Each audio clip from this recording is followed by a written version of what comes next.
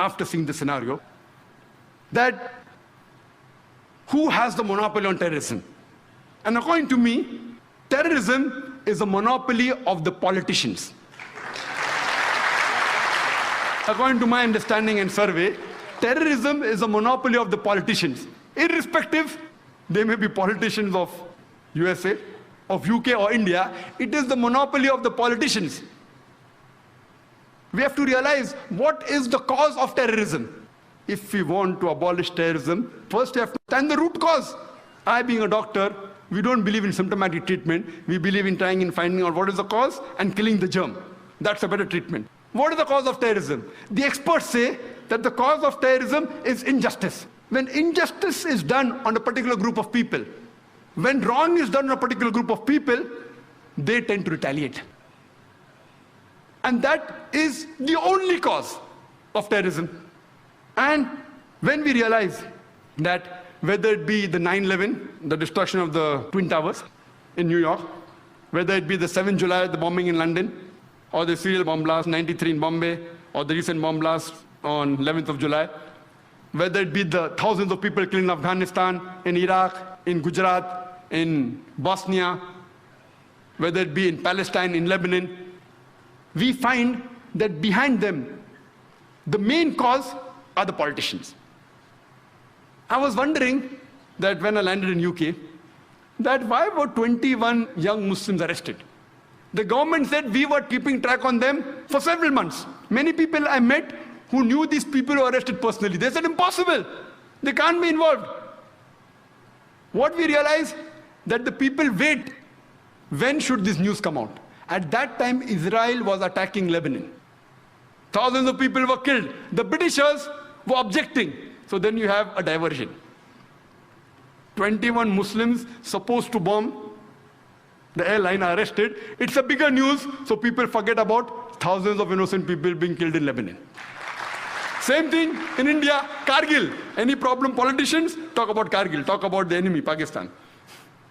Diversion, politics, whether it be in USA, whether it be in UK, whether it be in India. The major cause are the politicians. We know that our country,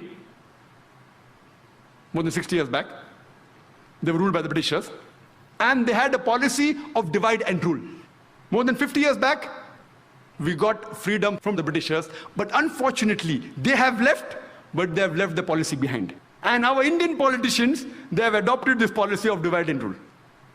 They adopt this policy of divide and rule for the vote bank. From records, we come to know that the country which has the maximum riots anywhere in the world, it is India. If not daily, at least once a week, we have communal riots. This great country of ours, so many great religions are there. Maximum riots, communal riots. And the major cause, almost all, directly and indirectly, they are the politicians.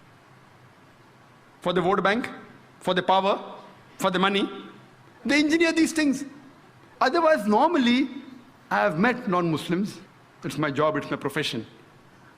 I'm a student of comparative religion. I keep on meeting different sorts of people. Generally, the common Indian, irrespective whether it's Hindu or a Muslim, they would love to live with each other harmoniously. They would love to live peacefully. We may have our differences. We don't want to fight. But it is these politicians. It is these politicians who engineer hatred amongst different religions so that they could fill their vote bank. And you see almost all the riots that have taken place, indirectly or directly, they are the cause. We know that a few years back, there was a political gimmick. The Babri Masjid and Ram Janmabhoomi issue. You know Babri Masjid, Ram Janmabhoomi issue in Ayodhya? I would like to know how many of us Muslims and Hindus knew about Babri Masjid and Ram Janmabhoomi before the politicians made it a gimmick. How many of us knew? I had never heard of this, Babri Masjid. And when I asked the common Hindu, he had never heard of this. Only after the politicians made it a political gimmick, people knew about it. And we know, on the 6th of December, 1992, they wanted to have a big procession, a gathering at this site. The Supreme Court had explicitly said that no gathering anywhere close to the disputed site. A group of politicians, they make it a political gimmick, of Ram Janmabhoomi issue and the Babri Masjid issue. They want to gather on 6th of December. The ruling politicians know very well that they have the Supreme Court backing. They could have easily stopped the gathering, easily. But then they think, if I stop, I may lose vote. So they let the gathering take place. The gathering takes place, and then they say, spontaneously, the thousands of cars were gathered there. Spontaneously, the Babri Masjid was destroyed, spontaneously. You know, there was live recording on the various satellite channels. We know that with trishuls and lathis, how can you get down a structure? Is it possible? No. They had planted explosives. With this pre-planned act that planted explosives, anyone can see. You don't have to be a specialist of military. You can see it with your eyes. That explosive were planted, and that's how the structure came down. Can the structure come down with lathis and trishuls? Maybe George Bush saw this. 6th December 1992, that's how he had conducted the inside job of 11 September. Time does not permit me to speak about the inside job. That requires a lecture by itself. Inside job of 11 September. Many Americans have spoken about that. Maybe he saw it and he got the idea that let's conduct in New York also. Later on, what happens? This emerges into riots. Throughout the country, there were riots. It is the largest riot after partition in the whole country, where tens of thousands of innocent human beings were killed, mainly Muslims. Who's to blame? The innocent Indians. They are instigated by the politicians. Fight, kill the opposite religion people. Instigated, innocent people, they get instigated, and they do the act. We know that even in Bombay, one of the cities that was maximum affected was Bombay. Even during partition, the riots that took place in Bombay was the worst in the history of Bombay. Even during partition, so many people were not killed as during the December 92 and January 93 riots. The police, if they wanted, they could have easily prevented the riot, very easy. With the backing of the reserve police, with the backing of the military, easily they could have done it, but they did not do it. Most of them were silent spectators. Some were good, they tried, but they were in a minority. Majority were silent spectators, some were party to it. I'm aware that even the police is controlled by the politicians. So the police wants to do something, the politicians come in between. So the blame goes back to the politicians. Later on, the government appoints a single judge commission to appease the minority. And they appointed Justice Sri Krishna. It was famously called as the Sri Krishna Commission.